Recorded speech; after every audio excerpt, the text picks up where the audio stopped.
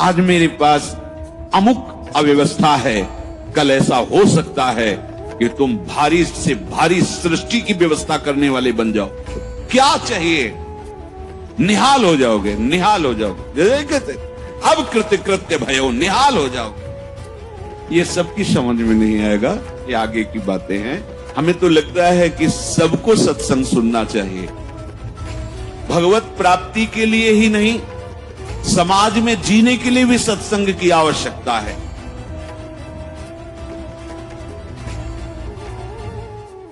स्वीकृति, अगर ये स्वीकृति आप करते चले जाएं, जो श्रवण कर रहे हैं तो सच्ची मानिए ये भ्रम खत्म हो जाएगा कि बहुत काल जब साधना करे तब ऐसी बात आती है। हम लोग तो गृहस्थ हैं, संसारी हैं, विषयी हैं, आदि आदि। आपने स्वीकृति ही आप गलत ढंग से कर रहे हैं, स्वीकृति ही आपने सही नहीं की।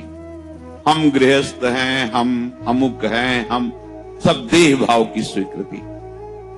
प्रभु कह रहे हैं ममैवांशो, तू मेरा अंश है, मेरा बच्चा है, मेरी आत्मा है। फिर ऐसा क्यों आप स्वीकृति नहीं कर रहे कि प्रभु मेरे?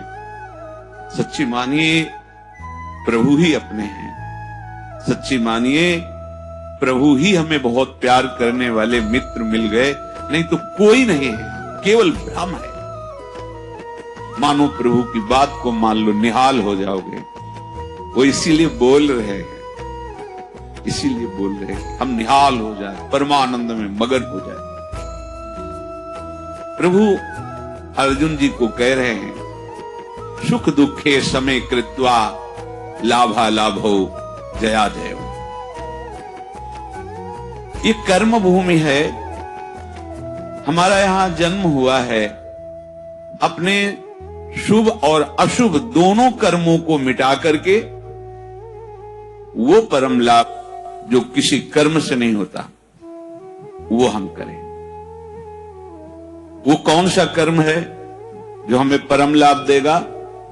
तो कह रहे हैं जय और पराजय में समान भाव रखना ही वो समता रूपी महान धर्म है जो तुम्हें बचा लेगा। बड़े से बड़ा शुभ कर्म भी फांसी ही है। चाहे सोने की जंजीर से फांसी लगाओ और चाहे रस्सी से फांसी लगाओ, मरोगे तो है ही। ऐसे शुभ कर्म भी फांसी ही है। लोक लोकांतर में भटकना होता है, विश्राम नहीं होता। और अशुभ कर्म तो है ही, कहना क्या है उसको। हर शरीरधारी से ये दो प्रकार की क्रियाएं होती ही हैं। कहीं ना कहीं शुभ कर्म होता है, कहीं ना कहीं अशुभ कर्म। कोई ऐसा नहीं है जो इन दोनों कर्मों से युक्त ना हो। बड़े बड़े ज्ञानी जनों के शरीर के द्वारा भी ये दो क्रियाएं हो जाती हैं, पर वो अपने को अलग कर चुके हैं। वो अपने स्वरूप में स्थित हैं, कर्ता भाव रहित हैं, इसलिए न शुभ उनका स्पर्श करता है न अशुभ स्पर्श करता है। वो जान के कोई क्रिया नहीं कर रहे, संकल्प करके क्रिया नहीं कर रहे, स्वाभाविक हो रही।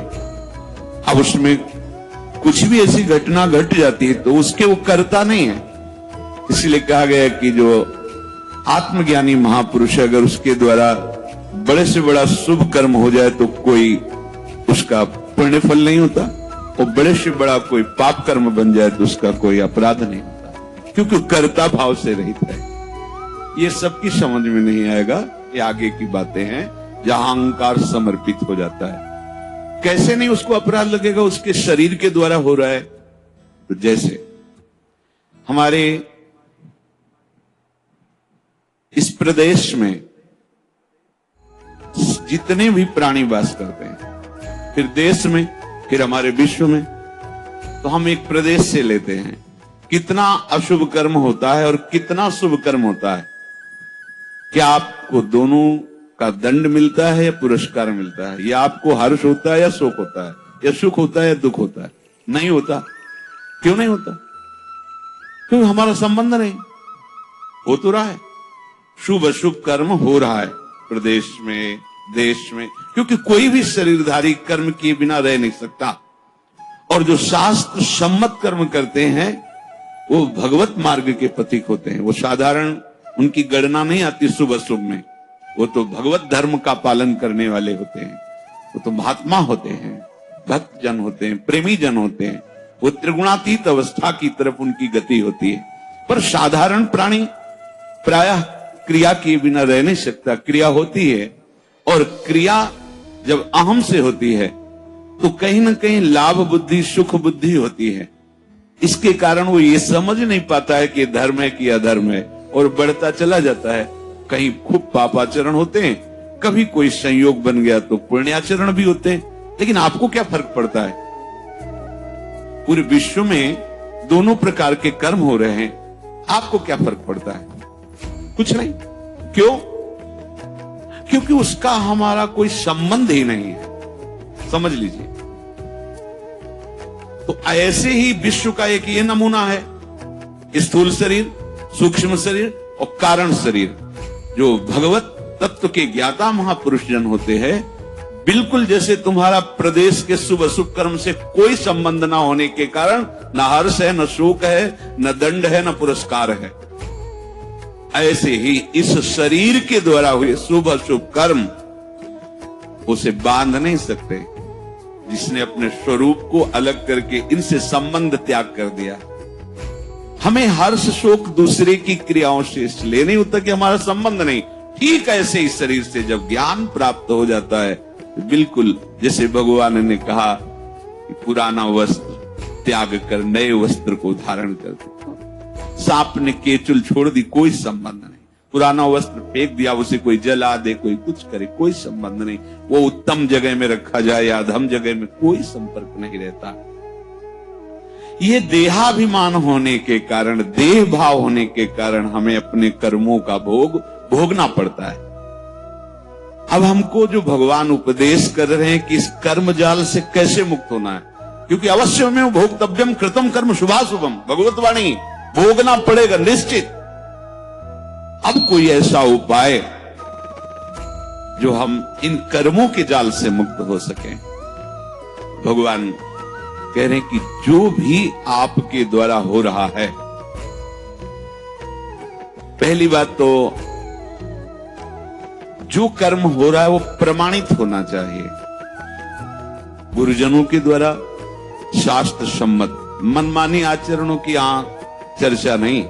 यहां जो है तस्मात् शास्त्रम प्रमाणम ते, आपका कोई भी कार्य बिना प्रमाण वाला नहीं होना चाहिए, मनमानी नहीं होना चाहिए। उसका प्रमाण किसी संत ने कहा है, आचार्य ने कहा है, गुरुदेव ने कहा है, भक्तों ने ऐसा कहा है, ऐसा हमारे बुजुर्गों ने कहा है, यह प्रमाणित होना चाहिए।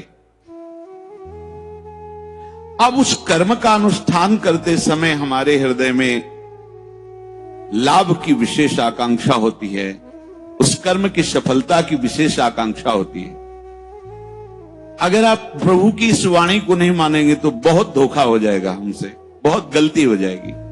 जैसे जिसको लगता हो कि ये सुख दुख समय कृत्वा लाभा लाभो जया जयो, ये तो केवल विरक्तों के लिए भगवान कह रहे हैं, ऐसा नहीं। देखो सबको लाभ इसमें है। एक विद्यार्थी है, वो विद्या अध्ययन करता है पास होने के लिए, पूरा प्रयास करता है। किसी कारणों से, खेल में ज्यादा बुद्धि होने से, प्रमाद बुद्धि होने से, या प्रयासरत है उतना मानसिक प्रबलता ना होने से चूक हो गई, उत्तर नहीं दे पाया और परीक्षा में फेल हो गया। अब ये सूत्र उसको पता नहीं है, न घर वालों को पता है। अब वो उसे बोलते हैं कि इतना रुपया लगाया, इतनी फीस भरी और तू फेल हो गया। मानसिक उसके ऊपर दबाव डालते हैं। वो शास्त्र ज्ञान से रहित, विवेक रहित बालक विचार करता है घर वाले भी असंतुष्ट हैं और पास भी नहीं हो पाया, अब क्या करें? बोले मर जाना अच्छा है। देखो कई ऐसी घटनाएं सुनने को मिलती कि अमुक विद्यार्थी फेल हुआ तो उसने आत्महत्या कर ली। ये क्यों हुआ? ये विवेक न होने के कारण। ठीक है, इस बार फेल हुए हैं तो अगली बार हम प्रयास करें जहां हमारी कमी रही। अगली बार भी फेल होते हैं तो केवल पढ़ करके विद्या ये अध्ययन करके ही जीवन रखना होता है क्या? अगर विद्या नहीं है तो वो जीवन नहीं है। अरे भाई, ऐसा नहीं है। जीवन नष्ट करने का अधिकार तुम्हारा नहीं। किसी कार्य में असफलता होने पर अगर हम अपने जीवन को नष्ट कर देते थे तो बहुत बड़ा अपराध बन गया, बहुत बड़ी दुर्गति का कारण बन गया। हमें जो अवसर मिला था उन्नति का, हम अवनति में बदल दिया, बहुत बड़ी हमारी पराजय हो गई। इसलिए क्षमता आना अति आवश्यक है। हमें तो लगता है कि सबको सत्संग सुनना चाहिए। भगवत प्राप्ति के लिए ही नहीं, समाज में जीने के लिए भी सत्संग की आवश्यकता है। आसुरी बुद्धि पशुता का नाश करने के लिए सत्संग समर्थ है। एक किसान है, हजारों रुपए लगा करके मेहनत करके, बहुत बड़ी मेहनत होती किसान की, बहुत मेहनत होती, बहुत बड़ा तपस्वी होता, वो जान नहीं पाता है अज्ञान की धरा में होने के कारण। जिस ठंडी में आप वस्त्र त्याग नहीं करना चाहते, पूरी रात रात पानी लगाता है गेहूं की खेती में, बड़ी मेहनत करता है। जब फसल काटने का समय आता है तो वर्षा और ओले हो जाते हैं, पूरी फसल नष्ट हो गई। कर्जा लेकर उसने खाद पानी लगाया था, बेटी का ब्याह करना है, बच्चों को पढ़ाना है, अब फसल नष्ट हो गई। कर्जा कैसे देंगे? परिवार का पालन पोषण कैसे करेंगे? इससे अच्छा है आत्महत्या कर लो। कई ऐसी घटनाएं, हम जिस कार्य में चलते हैं असफलता मिलती है तो हमको एक ही उपाय दिखाई देता है कि हम अपने को नष्ट कर लें। भारी मूर्खता। ये जो प्रभु उपदेश कर रहे, सबके मंगल के लिए उपदेश कर रहे। छोटी छोटी बातें व्यवहार की।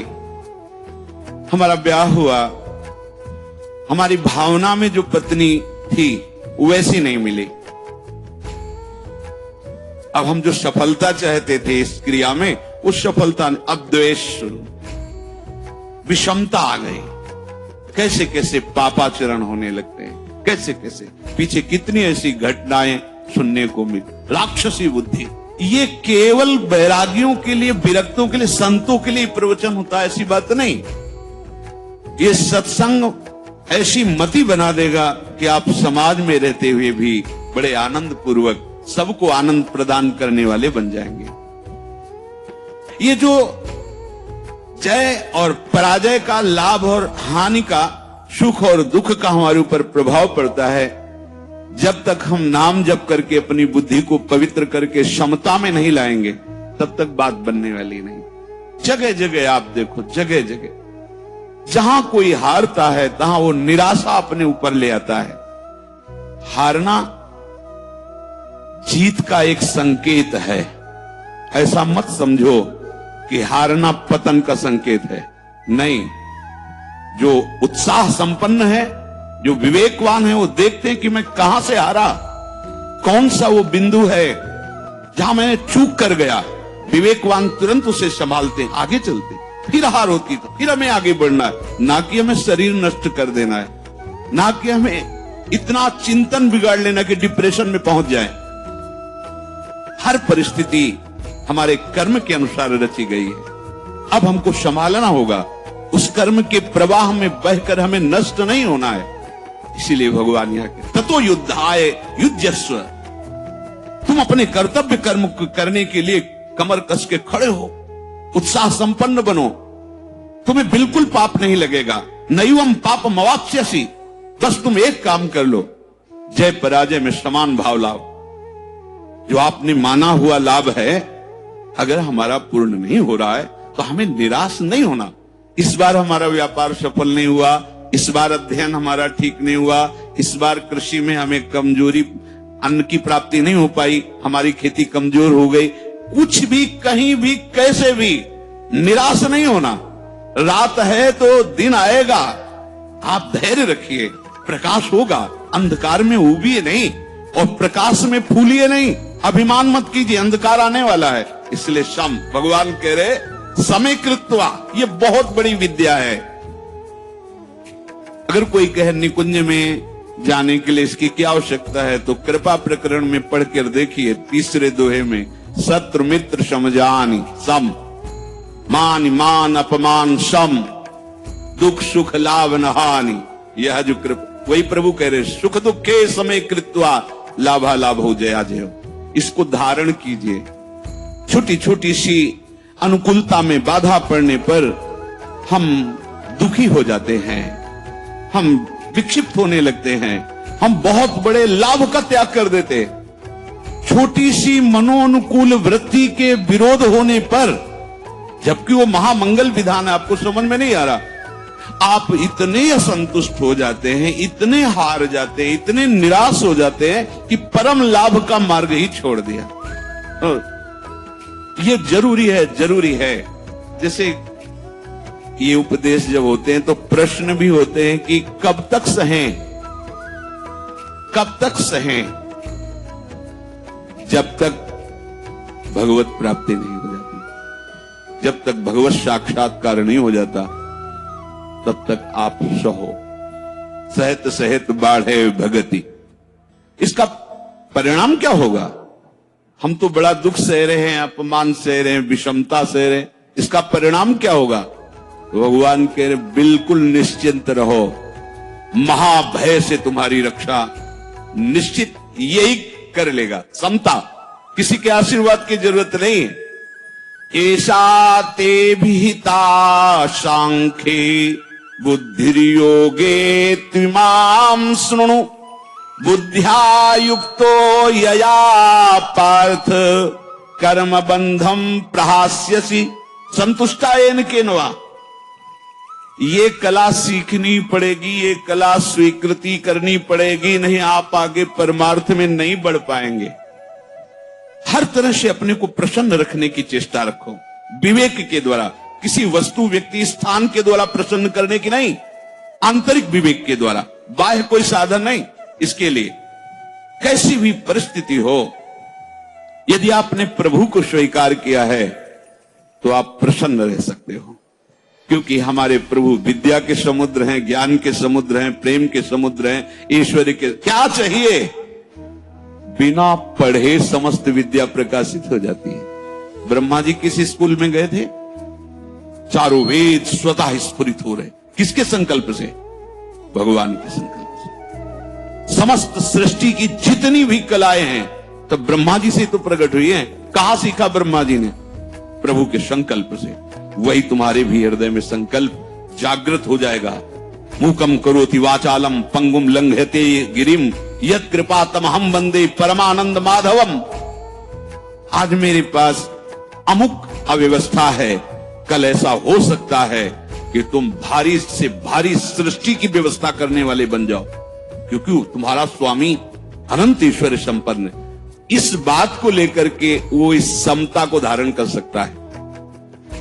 अगर इतने बड़े प्रभु का सहारा नहीं है, फिर सहेगा किससे?